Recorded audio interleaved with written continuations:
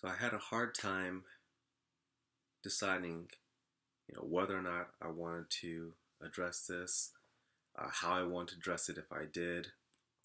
But I think that I kind of have to say something in the face of what's going on in Charlottesville, Virginia.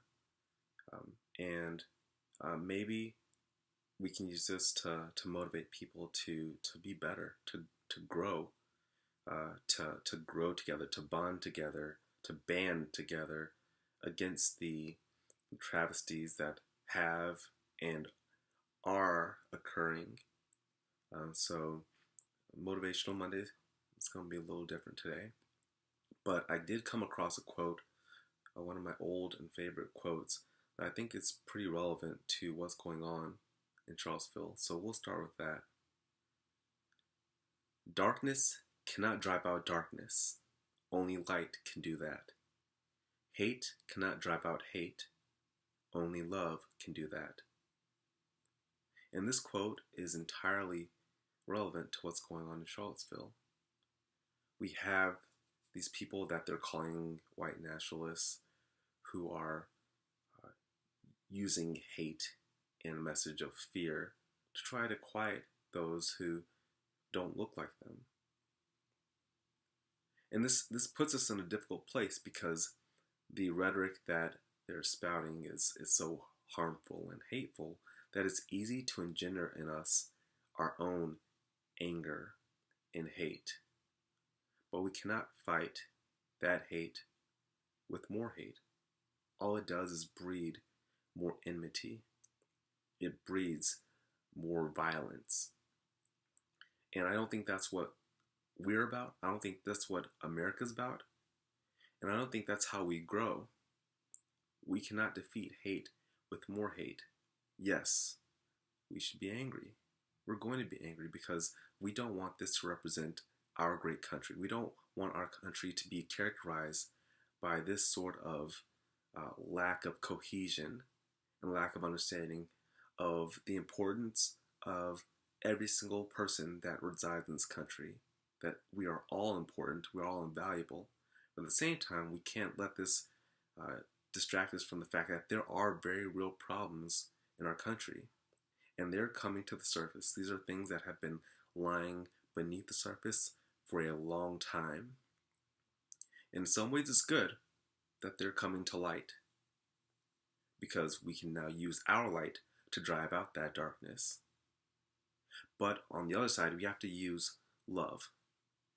And love is a difficult thing for people to understand because love doesn't mean it's not all roses and bubbles and rainbows and unicorns. Love can be hard sometimes. Love means communicating and telling people what they need to hear when they need to hear it. Love is also about that. And we need to band together. And I'm talking about all of us. I'm talking to my black brothers and sisters. I'm talking to my Caucasian brothers and sisters that we need to band together to use our love and show people that we are stronger than their hate. We can do this, but we have to do it together. It can't be one side, it can't be the other side. We can't be at odds with each other. We have to come together to fight this. And one of the most important things is that we can't just fight this hate when it comes up in this very overt ways. We have to be continually making strides towards equality and justice within the country. Oftentimes people just band together when things are bad, when it's clear, when it hits them in the face that these racists, that's what they are. They're not white nationalists, they're racist. And the media needs to stop calling them white nationalists because that legitimizes what they're doing. It softens truly what they stand for and the hate that they're bringing out and the hate that they are communicating to the world. That needs to stop. But we need to band together and show that our love for one another as fellow Americans is what's most important, and that we will not allow people, these groups, to pull us apart.